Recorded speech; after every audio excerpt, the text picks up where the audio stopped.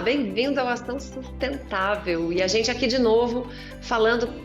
Quando a gente acha que está descomplicando, gente, a coisa começa a complicar de novo. Então a gente vem aqui falar de sustentabilidade para você, para que não haja qualquer dúvida. Quem segue o Ação Sustentável sabe do que a gente fala, tanto da parte jurídica quanto da parte técnica. E por isso eu trago os melhores convidados. E hoje eu tenho a honra de receber aqui o secretário adjunto de Clima e Relações Internacionais do Ministério do Meio Ambiente, o Marcelo Freire. Marcelo, seja muito bem-vindo à Ação Sustentável. Obrigado, Samantha. Obrigado pelo convite. Sempre uma satisfação ter a oportunidade de encontrá-la e de ter a chance de discorrer e debater um pouco contigo sobre esses temas dos quais a gente é tão apaixonado e tem tanto apreço. Uma saudação para todo o teu público aqui também. Obrigado pelo convite. Olha, muito obrigada. É exatamente isso, né? A gente tem paixão pelo tema, ele é complexo, ele traz um monte de paixões divergentes muitas vezes, mas é isso que a gente fala sempre, viu, Marcelo? Que independente da paixão, independente do partido, o pessoal politiza questões técnicas, questões científicas, e a nossa ideia aqui é realmente tentar trazer, elucidar para muito além do que a mera análise superficial desses assuntos gera, porque é muito polêmico. E o que a gente vai falar hoje é muito polêmico. Eu vou começar falando com você a respeito dessa característica que vocês têm, esse time de técnicos aí do MMA, de valorizar, de valorar, na verdade, não é só de valorizar no sentido de dar valor intrínseco, mas de valorar realmente a questão da sustentabilidade, colocar ela no contexto econômico. Isso é uma tendência do Ministério, desse time que está aí? Samantha, acho que é uma percepção muito boa, muito acertada sua, desde o primeiro momento que eu cheguei para trabalhar no governo, que aceitei o convite de sair do setor privado, uma carreira inteira dedicada ao setor privado. Eu aceitei um convite de vir contribuir com o governo. Desde o primeiro momento, a gente já veio com a proposição de fazer essa aproximação de maneira muito, na minha visão, muito acertada e de maneira muito sólida entre o desenvolvimento econômico e a melhora da qualidade ambiental. Então, a gente é uma equipe de técnicos no governo, e, inclusive falando sobre as questões partidárias, as questões ideológicas, como você comentou no começo, faço questão de sempre frisar e esclarecer isso para todo mundo que eu posso. Eu tenho hoje a alegria de trabalhar dentro de uma administração e dentro de um time liderado pelo ministro Joaquim, sob a capitania do nosso presidente, que permite a gente fazer o trabalho técnico. Então, assim, eu como um técnico, com carreira técnica, com uma vida inteira dedicada ao privado, que veio trabalhar no público, é muito gratificante poder ter a liberdade de fazer o trabalho técnico sem sofrer as pressões políticas. Isso é realmente muito diferenciado e permite a gente fazer essa aproximação com o econômico, como você disse, né? Nós somos um time hoje, vamos dizer, as principais lideranças do Ministério do Meio Ambiente, é um time formado por pessoas de cabeça bastante técnica, experiência muito, muito vasta e que acredita que as soluções de sustentabilidade realmente precisam estar trazendo os três aspectos, aí, o tripé, de maneira unificada, de maneira equânime, de maneira equilibrada. Então, a economia precisa, sim, andar de mãos dadas com o meio ambiente, e a gente entende que soluções que realmente resultem em qualidade ambiental e bons resultados, elas trazem o fator da viabilidade econômica muito pensada, muito amarrada, muito desenvolvida. É um termo que a gente gosta de usar que se chama ambientalismo de resultado. Então, para além muitas vezes de uma visão apaixonada, uma visão muitas vezes poética, até, por que não dizer, às vezes até um pouco pueril, uma visão às vezes ingênua de um meio ambiente apartado de como funcionam as coisas do mundo real, às vezes um meio ambiente que enxerga o homem como uma coisa separada da natureza, né, e muito em conta por conta da formação acadêmica que muitos profissionais da área têm, né, acabam enxergando o homem separado da natureza. E a gente enxerga o homem como parte da natureza, como parte do meio, né, numa relação constante. Né, o homem é uma parte integrada do meio e todos os avanços na agenda ambiental precisam partir dessa premissa. A gente percebe que essa visão, Marcelo, mais técnica, de integração do homem, que ela veio de uma forma eu diria de pé no chão, é o que você falou. É um pouco ingênuo, é romântico a gente pensar no meio ambiente, né, de árvores e passarinhos e tal. Quando a gente integra isso como recurso ambiental sendo recurso econômico, como o cuidado ambiental podendo ser remunerado, a gente passa, na minha visão, que também estou aí há 20 anos nesse mercado, a ser um pouco olhado com um pouco mais de seriedade. Foi o que eu vi na COP26. Você estava lá trabalhando de manhã, de tarde, de noite, que eu vi. E a gente teve uma mudança na imagem do Brasil por conta, talvez, até dessas propostas. Qual que é a tua leitura dessa mudança que aconteceu? A gente assumiu novas metas, a gente entrou em acordo de metano, nós tivemos uma participação super efetiva no que saiu do Pacto de Glasgow sobre clima. O que que você acha que a gente consegue? E aí não tem jeito, eu vou ter que entrar direto já. Acabou de sair o decreto de regulamentação do mercado de carbono no Brasil. O que que você acha que a gente tem aí como próximo, talvez até como próxima visão desse mercado pelo pessoal, tanto do Brasil quanto de fora? Acho que todas as iniciativas que você citou, elas fazem parte de uma estratégia que foi pensada, de um trabalho planejado, construído, e o trabalho ele demora um certo tempo para começar a mostrar resultados, né? Então, você vendo uma mudança de visão e de abordagem sobre alguns aspectos ambientais que nós entendemos que não vinha funcionando a contento, né? Uma nova administração entra e ela tem um tempo de fazer uma arrumação, como qualquer mudança de time, você tem um tempo até um time tá jogando novamente e começar a produzir os resultados. E não só isso, né? Uma mudança da maneira de fazer. E eu acho que todas essas iniciativas são resultados de um trabalho que vem sendo construído há muito tempo, resultado de uma curva de crescimento e de desenvolvimento do assunto meio ambiente dentro do próprio governo, dentro da esplanada. É muito interessante e gratificante de ver o quanto hoje no Brasil, o quanto hoje na esplanada, nos mais diversos ministérios, nos mais diversos órgãos, tanto no privado quanto no público, a pauta ambiental está extremamente desenvolvida, extremamente quente, extremamente relevante, né? Isso é uma construção que vem sendo feita, né? Então a gente teve a liberdade, como eu disse para vocês, é muito bom poder trabalhar com liberdade técnica. Então a gente teve a liberdade técnica de poder ir para a COP no ano passado e assumir esses novos compromissos, né, já dando inclusive os apontamentos, os direcionamentos do porquê que isso estava sendo feito e de que maneira que se pretende avançar no atingimento dessas metas. Né? Eu acho que as posições da COP do ano passado elas foram realmente uma virada de página, né, sobre o posicionamento e a percepção do Brasil no exterior. Tá? Não é tanto que a gente tenha mudado aquilo que a gente já vem fazendo, porque nós já somos campeões de meio ambiente, nós já somos uma grande potência ambiental, isso é fato. Né? E aí, contra os fatos, não existem narrativas e nem argumentos que possam prevalecer, embora muitas vezes eles acabam prevalecendo. Mas o fato é um fato e sempre foi assim. Mas talvez o que tenha mudado agora é a maneira da gente comunicar esses fatos, a maneira de se posicionar e a estratégia de posicionamento em face disso. Né?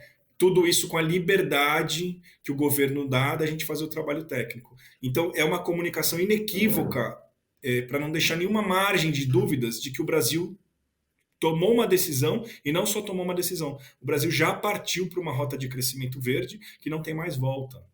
Né? E por Sem quê? dúvida. Porque todos somos preocupados com o meio ambiente. Mas todos nós aqui entendemos que isso é estrategicamente muito interessante para o Brasil e que o Brasil tem uma posição estratégica muito diferenciada e privilegiada nesse aspecto. A gente percebeu dessa transversalidade que o assunto tomou quando, né, no evento que foi feito aí pelo Banco do Brasil e pela Petrobras, o Ministério do Meio Ambiente estava com apoio institucional e o ministro Paulo Guedes, que, olha, confesso, eu era crítica de dizer que o ministro Paulo Guedes era alheio a esse tema, me parecia muito alheio a esse tema quando tem tudo a ver. E quando eu vi ele lá sentado falando que o Brasil é uma potência de produção de alimentos, mas também é uma potência energética, falando de energia limpa, e uma potência ambiental no sentido de mudança climática, nossa, fiquei extremamente satisfeita. E aí, Marcelo, veio o decreto que regulamentou o mercado aqui no Brasil, e eu sei que a gente tem aí um monte de coisa para falar dele. Esse programa específico não vai ser só dele, mas eu preciso falar, esses setores que entraram nesse decreto, distribuição de energia, transporte, indústria química, de papel e agro, como que foi feita a escolha desses setores para estar nesse mercado regulado de carbono brasileiro? Samantha, veja bem, acho que uma questão fundamental. Muito importante poder trazer para o teu público esse esclarecimento, porque existe muita confusão sobre decreto, e como é que isso está criando, como é que isso está fazendo, mas existe também uma discussão no Congresso sobre uma nova legislação, então o decreto vai se sobrepor à legislação. Não tem nada disso, acho que as regras elas são bem claras, o ordenamento jurídico brasileiro é muito claro, né? Esse decreto está regulamentando aquilo que já estava previsto numa lei de 2009. Então, veja, nós estamos em 2022, hein? Tô falando de praticamente 13 anos. Tá? Então, esse decreto ele vem suprir uma lacuna de 13 anos de regulamentação da Política Nacional de Mudanças do Clima. Então, o governo, a gente, e eu posso falar a gente porque eu, sinceramente, trabalhei dia e noite durante muitos meses para esse decreto acontecer.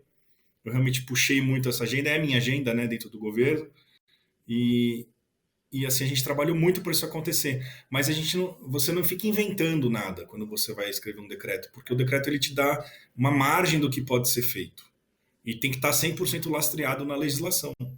Então, a Política Nacional de Mudança do Clima é que se lastra lá que fronteiras do que pode ser feito, uma lei de 2009, e que ninguém teve coragem, até esse momento, de encarar esse desafio. Um desafio complexo, né? Então, esses setores, como você me perguntou, eles já eram os setores previstos na lei de 2009. A gente simplesmente regulamentou aquilo que a lei dizia e que era necessário que fosse feito o regulamento para os planos de mitigação da mudança do clima para aqueles setores.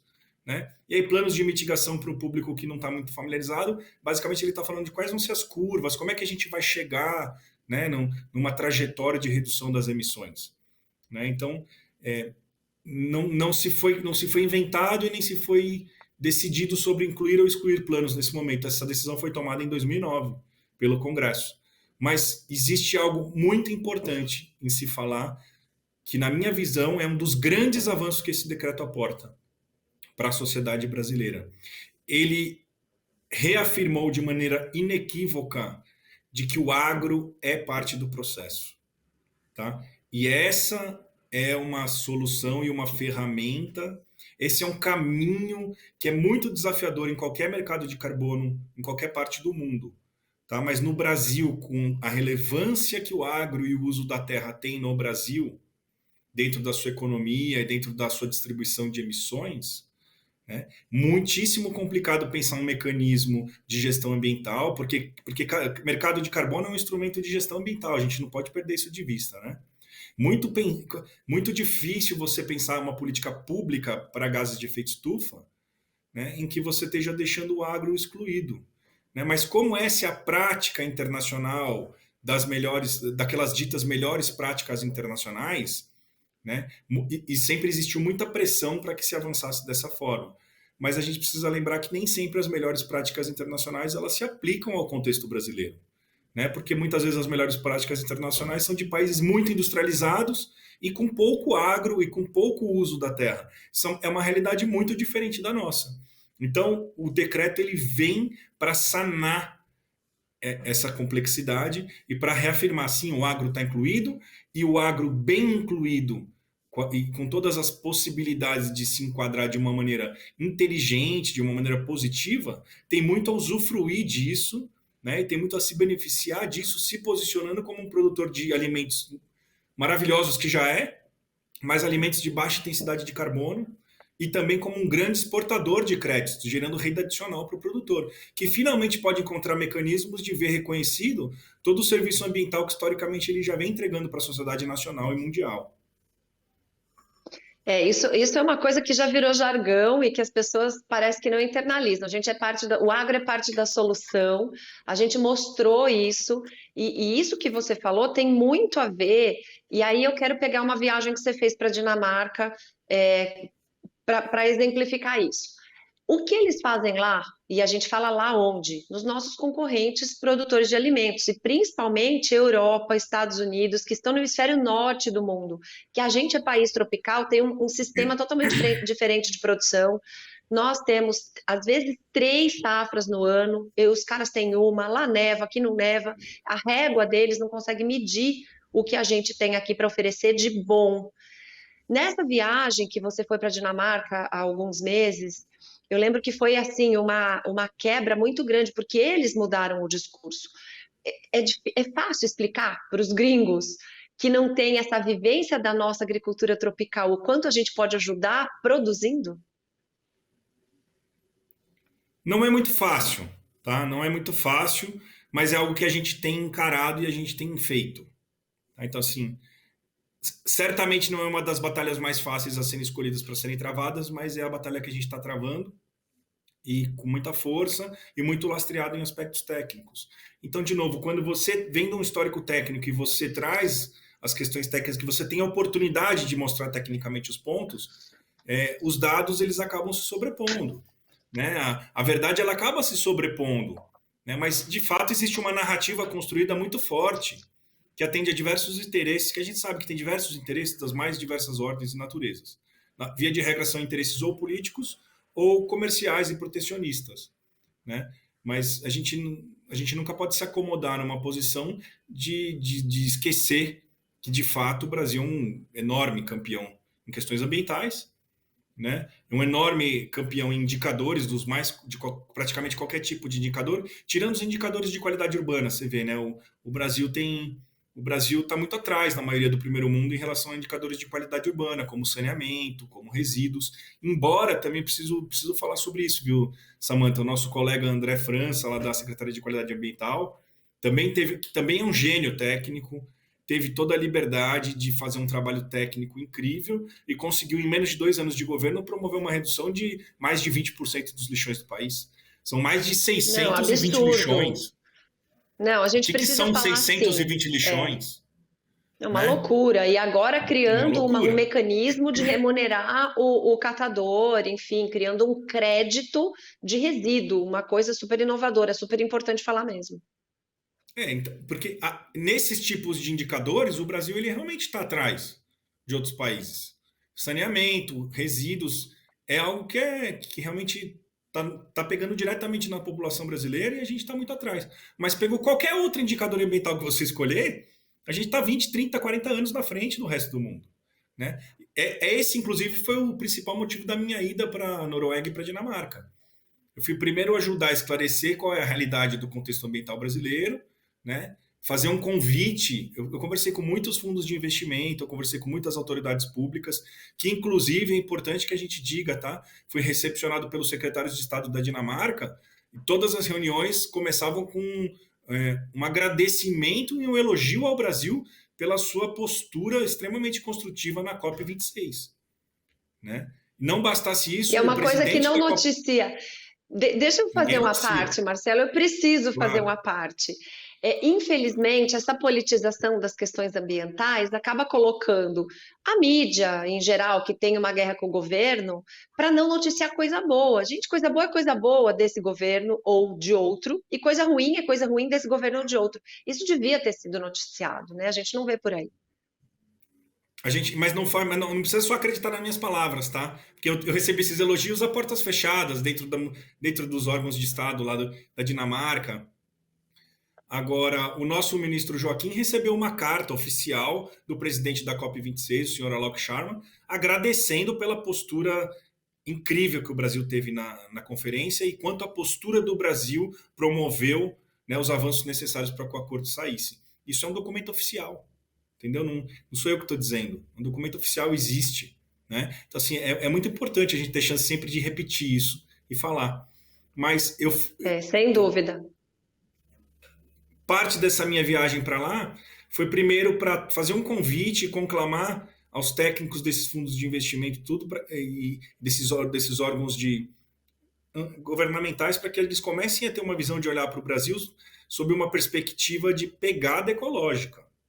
Né? Então, todas as minhas conversas internacionais, e eu como Secretaria de Relações de Clima e Relações Internacionais, eu tenho muita relação com entidades externas e com agentes externos, né? A gente está sempre conclamando e convidando para que eles comecem a enxergar as questões sob uma ótica de pegada ecológica. E aí, quando eu faço um balanço líquido da pegada ecológica brasileira, a gente tá muito, muito, muito, muito, muito, muito, muito positivo, né? Principalmente em Isso relação é a uma outros coisa. países. As pessoas acham que o discurso internacional ele prevalece porque eles focam em uma fragilidade. Agora, quando a gente fala, e eu falo isso, cara, se a gente olhar a nossa emissão per capita, os caras vão levar 2 gerações, se conseguirem, para chegar onde a gente está. E as pessoas não falam disso, é muito difícil, é muito complicado. Por isso que a ação sustentável existe, Marcelo. Eu falo para todo mundo, eu sou uma advogada que virou comunicadora por pura necessidade porque as questões técnicas que são de verdade, elas não estão no noticiário normal. Então, a gente tem esse espaço aqui no Agromais, tem espaço no Terra Viva, Grupo Band todo fazendo essa verdade vir à tona. Não, é excelente esse trabalho, acho que é fundamental a importância, Samantha. Você sabe que a gente está sempre elogiando o trabalho, porque precisa ter o espaço para trazer o contexto técnico das coisas. E acho que tem uma outra questão que também tem um lastro em tudo isso que a gente está conversando, e é um dos motivos de eu ter ido para o exterior nessa missão, é de como o Brasil está se posicionando para ser, já é um grande país de matriz energética limpa, uma matriz elétrica de 84% de fontes renováveis e limpas, uma matriz energética geral que está beirando os 50%, né? E a gente tá se posicionando como um grande exportador de combustíveis limpos e de energias limpas e renováveis para o resto do mundo. Por que, que a gente está se posicionando dessa forma? Porque, primeiro, internamente o nosso trabalho já está muito mais avançado que na grande maioria dos outros países do mundo, mas assim, muito mais avançado. Não é pouco, está muito mais avançado. E segundo, porque a gente tem uma característica continental, né, e uma bênção, um país abençoado por Deus, né, que tem as condições de natureza e técnicas para poder não apenas chegar nesses passos finais que a gente precisa para ter uma matriz 100% limpa e renovável, mas como produzir um excedente estrondoso de energias limpas e de combustíveis limpos para exportação. Né? Então, hoje a gente está com 84% da matriz elétrica limpa e renovável, a gente está se desenhando para ficar com 184%. Né? E nós vamos estar com Muito 100% legal, de não? economia limpa e 84% exportado. Na verdade, a gente tem um potencial para ir muito a mais do que 184%. A gente tem um potencial para chegar a 500%. Né? Então, tudo isso esses 400% extra é energia para exportação, é combustível para exportação, no mundo que resolveu e que precisa ir para uma rota de crescimento verde e de descarbonização. E que a gente percebe que a necessidade fica mais premente quando tem crise internacional, porque essa guerra da Rússia com a Ucrânia, a Rússia sendo um grande produtor de energia fóssil, que abastece inclusive países como a Alemanha e etc., fez com que, se no Brasil nós já tivéssemos excedentes exportáveis de energia limpa, a gente já tinha mercado para isso, né? Então tá aí o nosso mercado e a gente só precisa se olhar diferente. Eu quero te perguntar, e a gente tem 3 minutinhos de programa e eu queria fazer milhões de perguntas para você ainda. A gente tem um ano de eleição, não tem jeito. Dá tempo, a gente tem COP27 batendo na porta, nós precisamos, a gente assumiu aí NDC, né, uma meta de atingimento de diminuição de emissão de gás de efeito estufa perante o mundo, que não tem a ver com o mercado de carbono, as pessoas, eu tenho tentado explicar isso, mas qual que é o desafio para que a gente chegue nessa COP27 desse ano com uma lição de casa pronta, o que precisa acontecer ainda? Olha, sinceramente, acho que o Brasil, dentre os países que tiveram na COP26, o Brasil é aquele que deve estar com a sua lição de casa um dos mais avançados, tá? Porque a gente voltou da COP26 com um acordo para metano, e no melhor do meu conhecimento, o primeiro país do mundo que botou no chão, de maneira muito efetiva e concreta, uma política pública para redução de metano. A gente lançou o programa Metano Zero, que eu tive inclusive a satisfação de assinar junto com o ministro e de botar a mão mesmo para escrever, com o apoio de todos os ministérios, Minas e Energia e todos os demais colegas. Né? Então, é uma sorte de lançar esse programa no Palácio do Planalto, inclusive no dia do aniversário do presidente, mas você vê, já é lição de casa entregue. Né? A gente foi lá e voltou, é pouquíssimo tempo para você ter no chão uma política pública. Né, de incentivo de aproveitamento de enorme que o Brasil tem de aproveitar os resíduos orgânicos para geração de biometano, de biogás, né? Algo da ordem de 4 gasodutos Brasil-Bolívia por dia, algo da ordem de um pré-sal, que hoje a gente não aproveita, a gente chega a aproveitar 2% desse potencial. Então, olha o quanto que é importante uma política pública dessa e o quanto isso está contribuindo para nossas metas, né, da COP. Para além disso, a gente tem já colocado no lugar os grupos de trabalho dentro do Comitê Interministerial de Mudança do Clima, que foi reativado, grupo de trabalho para discutir a implementação da NDC, para discutir a regulamentação do artigo 6, que é o mercado internacional de carbono, né? E a gente tem uma estratégia. Poucos países têm umas diretrizes para uma estratégia de neutralidade. A gente não, o Brasil tem diretrizes para uma estratégia de neutralidade já totalmente lastreado em programas de governo firmes, em planejamentos firmes.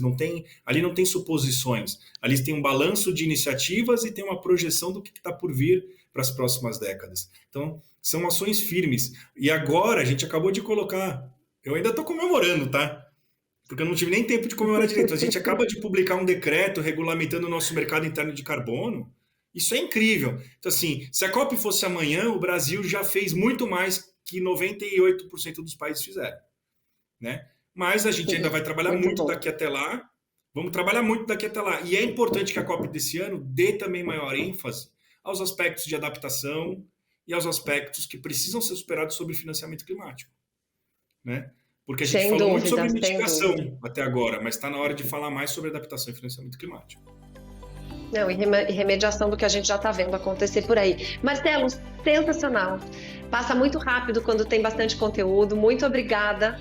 O espaço está aqui para quando vocês quiserem. Se for ruim, a gente critica. Se for bom, a gente exalta, porque a gente quer ver o bem do país. Não interessa quem está pilotando esse avião, né? Então, muito obrigada. Parabéns pelo teu trabalho. O espaço fica aqui super à disposição para você. Eu que agradeço, Samantha. Eu acho que é importante a gente ter sempre esse canal aberto também para ouvir todos os tipos de contribuição, todos os tipos de crítica, que no final do dia, assim, pessoalmente, e eu posso falar pelo time com que eu trabalho, a gente acorda todos os dias para fazer o melhor pelo país, né? E a gente nem sempre é dono da razão, a gente nem sempre está enxergando tudo. Então é muito bom que a gente enxergue as visões de todos e que a gente consiga entender isso é o melhor para o país, e tudo aquilo que é o melhor para o país, até hoje não teve nada que eu trouxe para a alta liderança do governo que era melhor para o país e que eu fui impedido de botar para frente. Pelo contrário, o comando sempre foi: faça o melhor para o país. Maravilha, é isso que a gente quer escutar, gente. Para você que está aí com a gente no Ação Sustentável, semana que vem a gente volta com esse gás. A gente quer fazer o melhor pelo país. Tchau, obrigada a você.